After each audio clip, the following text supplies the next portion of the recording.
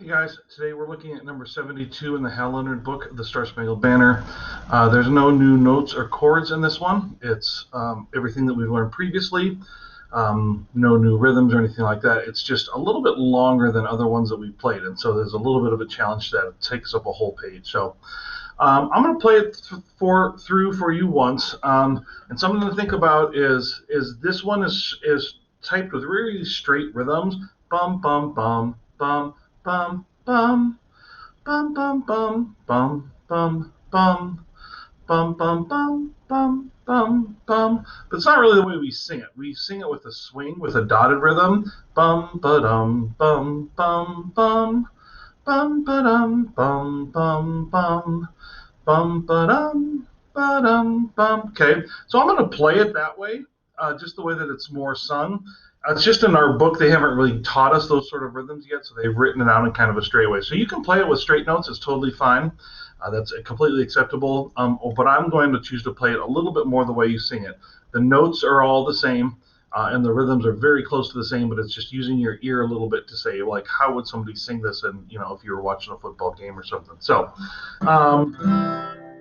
we're starting on our open G. And something interesting about the start of the song is if you make the C chord shape in your left hand, the first like 8 notes are right there.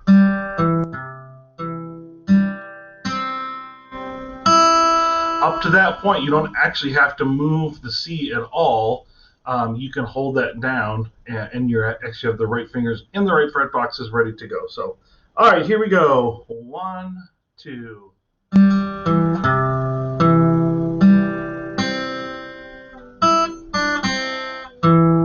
Fourth finger, F sharp.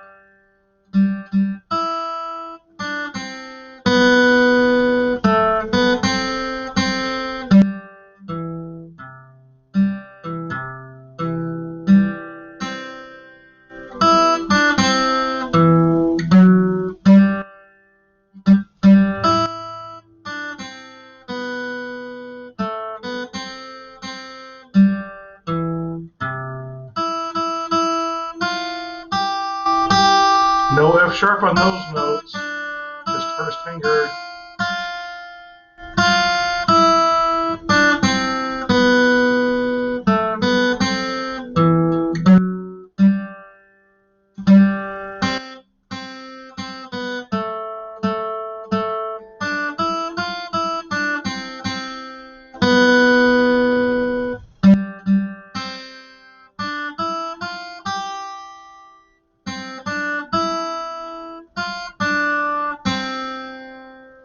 All right, so all throughout this one, things to think about is there's some notes that continue to sort of ring out, and you can either try and bump those strings with your left hand or with the heel of your right hand to kind of get them to stop ringing. That's an option. And at this point, too, you can let them ring. At the very bottom line, there's 2 little fun things you could do. You could do pickups into the bottom line. I'm going back to D. Just put a little turn in that one if you wanted to. So this is the last bar in the second to last line under the D minor. And then on this high note,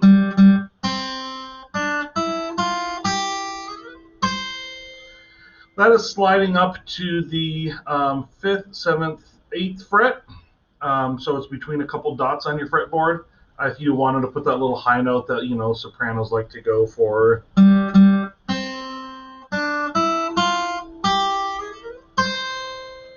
And then back down to C. Okay, so like I said, there's no new notes in here. They're all notes that you've learned. They're all rhythms. It's mostly quarter notes and a few half notes and a few eighth notes. So it's really straightforward as far as it comes to that sort of musical thing. I think it's a pretty straightforward tune. It just needs some practice. So be aware that the first phrase repeats exactly. So here's your first phrase.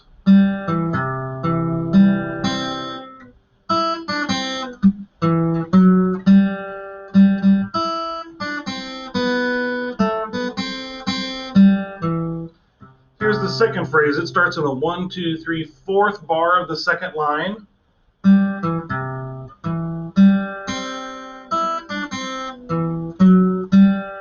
just the same.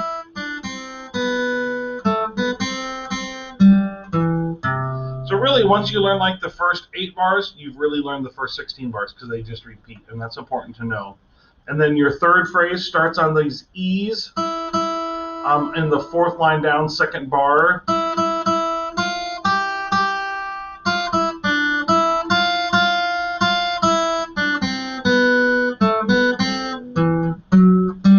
And then your very last phrase starts in the 2nd to last line in the 1st bar on that 2nd G.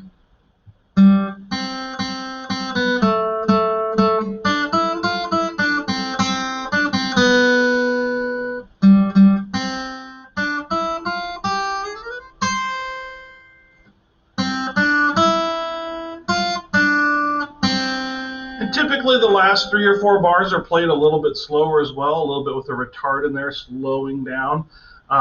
You don't have to do that. You don't have to do the little trill. You